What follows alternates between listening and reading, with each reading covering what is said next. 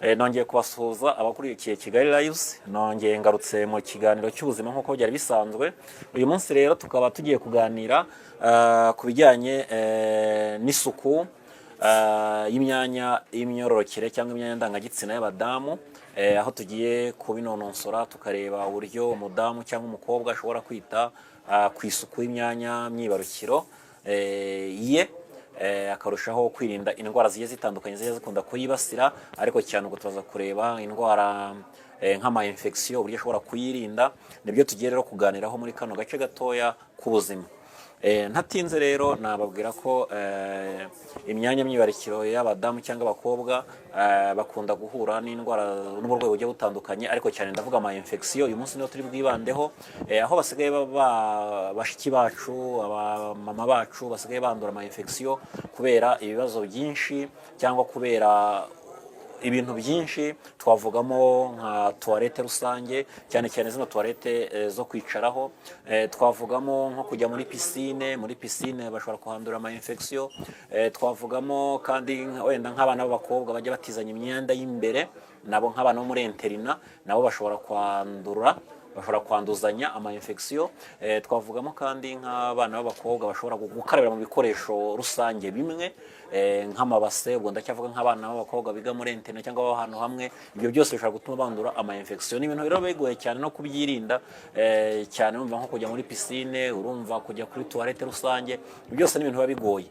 Hari ibimenyetso byinshi rero bishobora kwereka yuko watangiye kurwara ama infection. Muri ibimenyetso harimo nk'uko ushobora kubona ukabona umwenda w'imbere underwear yatangiye kuzana ibara munsi, ibara rijya ku muhondo cyangwa ariko akenshi rikunda kuba ari umuhondo. Ikindi cyose cyakubwira ko watangiye kurwara infection. Ndetse wayifura ukabona ntago iri gucya, ntabwo ukabona handi hagiye ryabara ntihari gucya, ni ikintu cyo kwereka ko watangiye kurwara infection. Ikindi iyo infection zatangiye kugufata utangira kwishimagura mu myanya y'ibanga, ugashaka kwishimagura buri kanya kumfitemo uburyaryate. Ikindi ushobora kubona ururenda cyangwa ibintu by'umweru cyangwa by'ikigina bigira amabara atandukanye, bifite n'impumuro itari nziza. Icyo gihe ni kikwereka ko watangiye kurwara ama infection. Ikindi ushobora ndetse no kugera mu gihe cyo gukora imibonano mpuzabitsina nko kububatse akababara mu mwanya w'igikorwa akumva ari kubabara, ni cyerekana ko warwaye infection. Ni byinshi urakwereka ko watangiye kurwara ama infection. Ama infection agira ingaruka nyinshi cyane iyo atavuwe neza, harimo kubura ubushake bw'imibonano mpuzabitsina. Ubwo ni nko ku bantu bubatse, kubabara mu gihe cy'igikorwa cy'imibonano mpuzabitsina. Urebye ni byinshi cyane bishobora kuba byaza nk'ingaruka ziterwa n'aya ma infection. Si ibyo gusa kandi dushobora no kurebera hamwe ubundi buryo bwo gukora isuku mu buzima busanzwe. Ubundi birazwi ko nta sabune n'imwe yemerewe gukarabwa mu myanya y'ibanga y'abadamu. Abankurikiye, abadukurikiye, abari kutwumva, abamama, abakobwa, rwose nta sabune yemerewe gukarabwa hariya hantu. Ni ahantu hiyubashye, ni ahantu hibanga, ariko nta yindi sabune ishobora kuhakarabwa kubera ko amasabune menshi barimo ibinyabutabire cyangwa produit chimique ashobora guteza ibindi bibazo kandi bikomeye cyane. Uretse ibyo rero, ikindi hari ahantu, ni ahantu akenshi ubundi bavuga ko hashobora no kwiyoza kubera habamo acide ishobora gufasha mu isukura. Ikindi nanone inama twatanga, ni byiza ko imyenda y'imbere bashobora kuyanika ku zuba kandi ikambarwa rimwe warangiza ukayifura ukayanika ku zuba kandi ukibuka no kuyitera ipasi.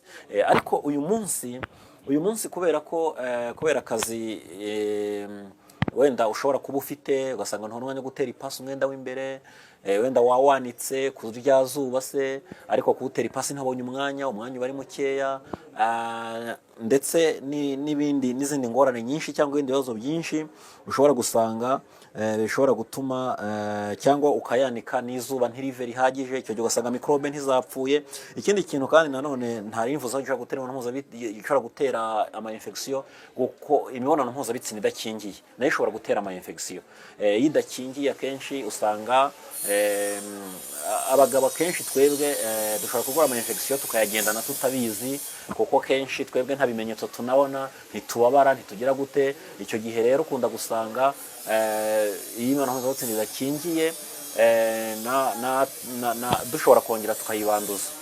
Niyo mpamvu kenshi usanga benshi bazi ko zitanakira, kuko hakunda kwivuza abadamu gusa, ariko ugasanga uwo bakorana imibonano mpuzabitsina umugabo we ntajya yivuza. Icyo gihe rero niyo tumuvuye agakira, usanga cya gihe yongera agakora imibonano mpuzabitsina na wa mugabo we atarivuje nawe yongera akarwara ama infection. Ibyiza rero nuko bajya bivuza bombi, ikupre ikaza ikivuza. Icyo gihe nibwo buryo bwiza bwo gutsinda ama infection.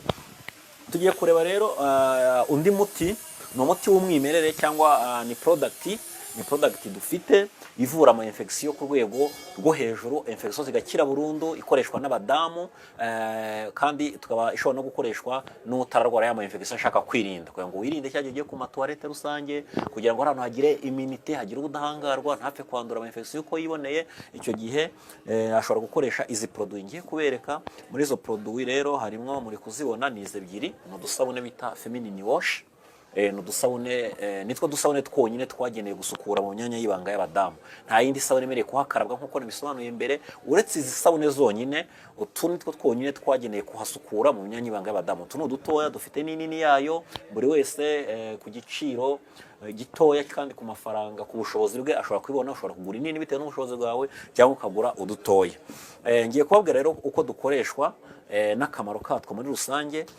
Ni ukuvuga utu dusabune turinda tukanavura ama infection, turinda kwishimagura mu gitsina, impumuro mbi mu gitsina, cyangwa wumva ufite uburyaryate, udusebe two mu gitsina. Ikindi twongera n'ububobere mu gitsina, b'abantu bafite ububobere bukeya turabwongera. Ikindi twongera n'impumuro nziza mu gitsina, dutanga impumuro nziza mu gikorwa cy'imibonano mpuzabitsina.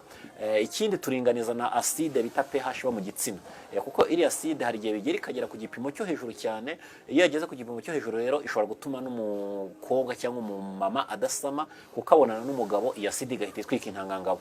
Ikindi kintu dukora kandi, dutuma n'igitsina cy'umudamu kiba cyongera kikegerana, kiba cyaragutse cyane.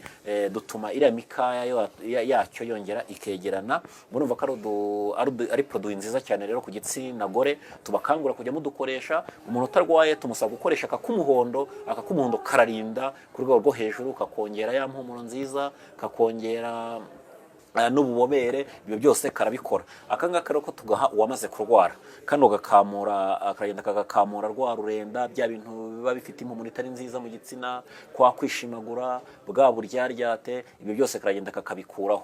Murumva rero ko izi produit ari igisubizo ku gitsina gore, kwirinda ama infection. Wamaze kuzirwara nabo bakaba bazikoresha bakakira ama infection. Niyo mpamvu tubakangurira kandi tubasaba gukoresha izi produit ko zishobora kubafasha. Izi produit n'umwimerere, nta produit chimique zirimo, nta ngaruka zigira, ntabwo zangiza. Uburyo dukoreshwamo rero, iyo ugiye nayo ugakoresha 2 ku munsi iyo wamaze kurwara. Uretse ko niyo utarwaye nabwo ushobora kugakoresha wenda 1 ku munsi, 2, kuko n'ubundi ni ugukora isuku bisanzwe. Ni ugukora isuku nkuko umuntu ajya akaraba isabune muri dushe yawe, hagahora isabune. Hagombye no guhora aka kantu umudamu, umukobwa unkurikiye, kano kantu kakahora, kugira ngo uhagirire isuku, ugirire isuku mu myanya yawe y'ibanga, kugira ngo ejo utazarwara ama infection bitureze ko byose twabonye bitera ama infection. Gakoreshwa rero 2 ku munsi. Ni urabanza ukitabaza, niba ari mu gitondo mbere yo kujya muri dushe, urabanza ukitabaza, warangiza ukagapfundura neza cyane, ugakora agashashi kaba kariho, ubundi ugashyira udutonyanga 2 ku ntoki. Ushyira kuri zino ntoki zino ndende, ugashyira udutonyanga 2, ubundi ugasiga imbere mu gitsina aho intoki zibasha kugarukira. Warangiza ugategereza iminota 5. Iminota 5 ushobora kuba wiyogera umubiri wiyogera ahandi umubiri wose, n'ubundi urangiza koga umubiri wose iminota 5 ishize.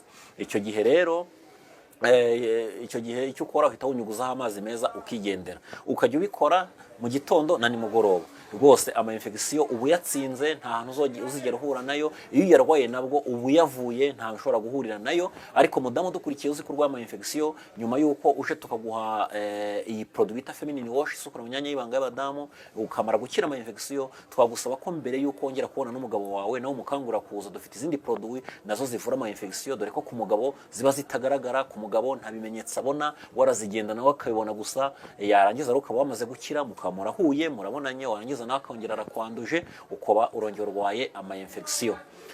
Murakoze rero, ndabashimiye mwese, mbifurije kugira ubuzima bwiza cyane. Abadamu, abakobwa, mukoreshe utu dusabune twagenewe gusukura mu myanya y'ibanga y'abadamu mwirinda ama infection. Murakoze cyane.